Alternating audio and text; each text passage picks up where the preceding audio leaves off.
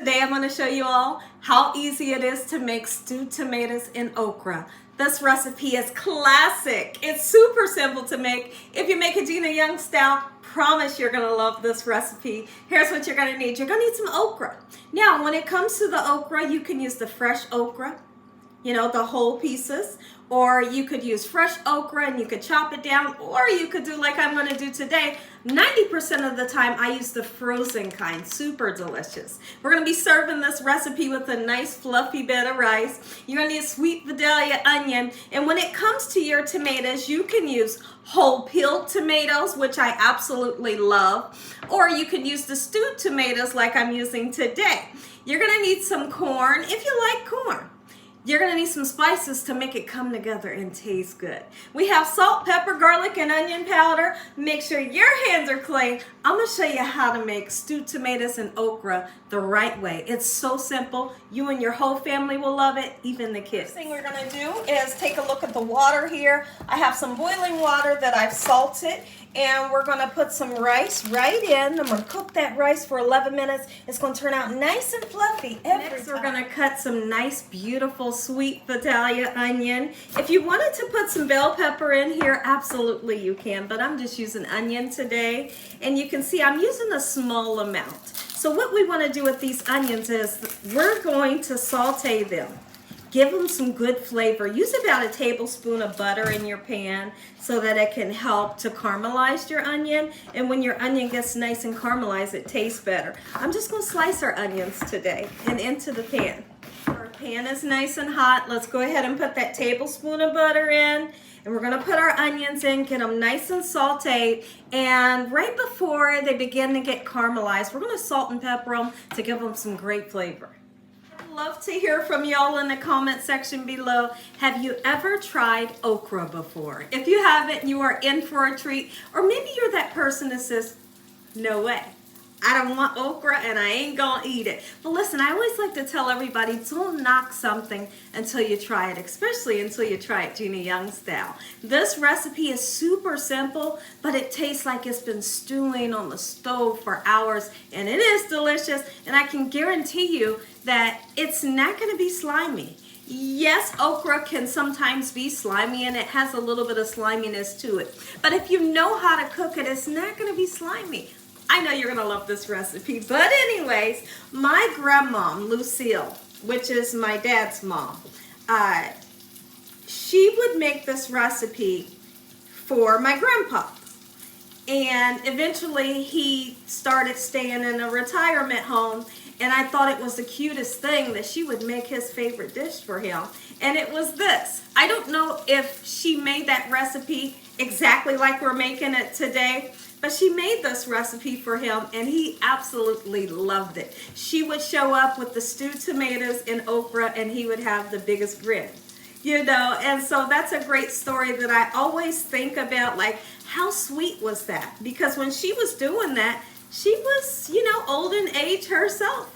But she was going up to that retirement home, taking him his favorite food, and it's just like the greatest love story. Really it is.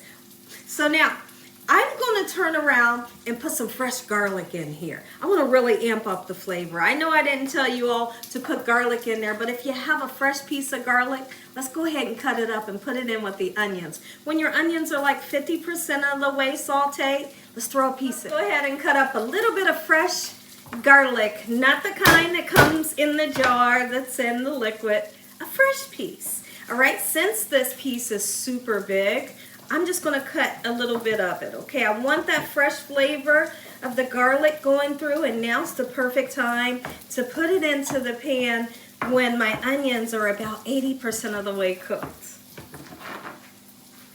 I want you all to see inside the pan what our onions and garlic look like. Both of them is nice, beautiful, and golden brown, okay? So once you have that, we're gonna go ahead and put our stewed tomatoes with the liquid that's in the can. Don't drain the can. We're using 3 cans, and once again, I wanna reiterate, you can use whole peeled tomatoes as well. What's the difference between the two? Me personally, I think that stewed tomatoes have a nice sweetness to them, and the whole peeled tomatoes are a little bit salty. And so now here I'm gonna put a half a can of corn in there. You can put as much as you would would like to. In the meantime, our rice is done. We need to go check in on this. Let this simmer with the garlic and onions. Beautiful does that look. It smells so good right now. And just wait until we get our okra and our spices. Let's season it. I'm gonna go in pretty forward with the onion and garlic powder. Even though we're using fresh onion and garlic, we're using onion and garlic powder, okay? And a nice amount of it on purpose. Let's get us some black pepper in. If you can't use the salt, leave it out. Let your loved ones put their own salt in, okay? Just like so. And now we're gonna put in our okra. It's frozen. You do not have to thaw it out before putting it into this recipe. You can if you want, and if you do, just thaw it out in the refrigerator in the bag that it's in. All right, let it simmer. Our rice is done. It's nice and fluffy. I just put it in a bowl. So what are we gonna do to prevent our okra from getting slimy? Well, I'm not gonna cook it too long. Don't cook it too long.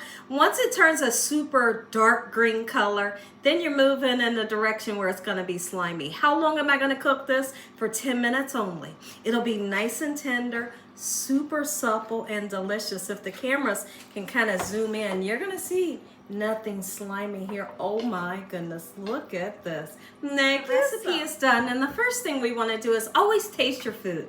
Taste it so you know what you're feeding to your family and friends, because if it needs any seasoning, we need to find out right now. And if so, we can re-season it. Oh, perfect. Let's plate it up.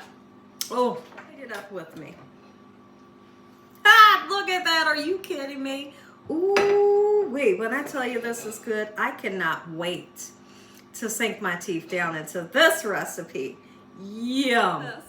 If y'all enjoyed this video, give me a thumbs up. If you ain't subscribed, what you waiting on? Tell your family and friends. Tell the world what Gina's doing every single day in this kitchen. And Heavenly Father, once again, we thank you for this meal and your hedge of protection and your love. No weapons formed against us shall prosper. In the name of Jesus, we pray. Amen. Let's taste. I couldn't be more excited to taste this. You could serve this with some cornbread. Oh my goodness. Are you kidding me? Let's go in. And the okra. Yo, it's so easy to make, super delicious. Make you some. You're gonna love this.